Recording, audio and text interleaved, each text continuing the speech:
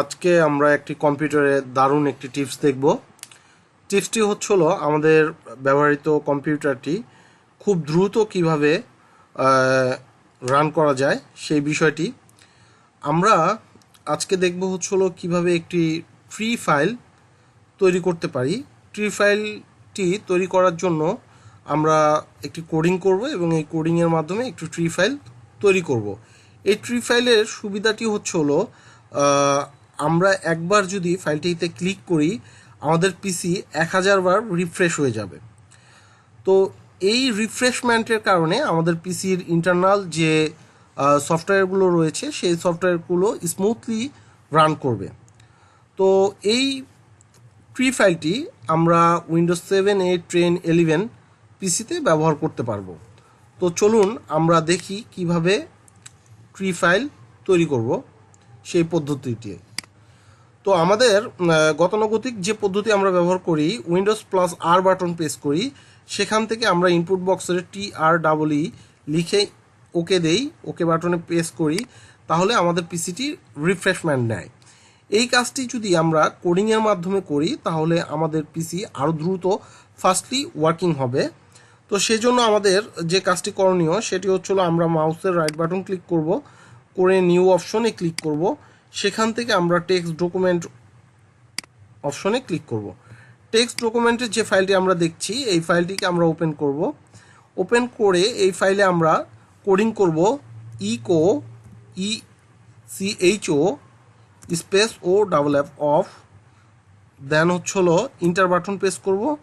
তারপর লিখব হলো C colon enter TREE enter D colon enter TREE tree enter E colon enter TREE enter F clone.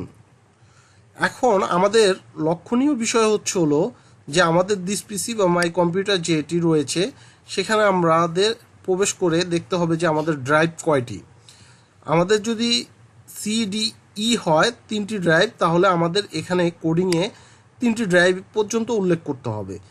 অর্থাৎ যে কয়টি আমাদের ড্রাইভ পার্টিশন করা থাকবে সেই কয়টি ড্রাইভকে আমরা কোডিংয়ে উল্লেখ করে দিব। তারপর আমাদের ফাইল অপশনে আমরা ক্লিক করব। ফাইল থেকে হলো আমরা সেভ এজ যে অপশনটি রয়েছে সেখানে আমরা ক্লিক করব। করে আমাদের সর্বপ্রথম সেভ অ্যাজ টাইপ, এখানে টেক্সট ডকুমেন্ট .txt আছে, এটিকে পরিবর্তন করে আমরা অল ফাইল ফরম্যাটে সিলেকশন করব এবং ফাইল নেম যে কোনো একটি ফাইল আমরা হলো দিতে পারি। আমি জাস্ট একটি ফাইলের নাম দিচ্ছি, ধরে নেন হলো মিরাজ। দেন হলো এখানে ইম্পর্টেন্ট বিষয় হলো এক্সটেনশন হিসেবে আমরা যে নাম ব্যবহার করলাম সেই নাম, দেন হলো ডট ব্যবহার করব এবং এক্সটেনশন ডটের পরে আমরা BAT দিব। দেওয়ার পরে দেন হলো আমরা যে ফাইল লোকেশনে আমরা সেভ করছি সেই ফাইল লোকেশনটিকে সিলেকশন অবস্থায় রেখে সেভ বাটনের উপরে প্রেস করব। দেন আমরা যদি এটাকে ক্লোজ করে দেই তাহলে আমরা দেখতেছি আমাদের একটি tree.Bat ফাইল তৈরি হয়েছে। এই tree.Bat ফাইলটিকে আমরা যদি একবার ক্লিক করি আমাদের পিসি সে হলো যে ড্রাইভগুলো আমরা চিহ্নিত করে দিচ্ছি প্রত্যেকটা ড্রাইভকে সে ধরে ধরে রিফ্রেশমেন্ট করবে। এতে আমাদের সবচেয়ে সুবিধা হবে যে আমাদের ব্যবহৃত যে প্রোগ্রামগুলো রয়েছে সেগুলো খুব দ্রুত ফাস্টলি ওয়ার্কিং ইউজফুল হয়ে দাঁড়াবে। তো আমি আশা করি যে এই ভিডিওটি দেখে আপনারা খুব উপকৃত হবেন। তো যদি ভালো লাগে আমার ভিডিও অবশ্যই আপনারা সাবস্ক্রাইব করবেন। আজকে এই পর্যন্তই, সবাই ভালো থাকবেন, আল্লাহ হাফেজ।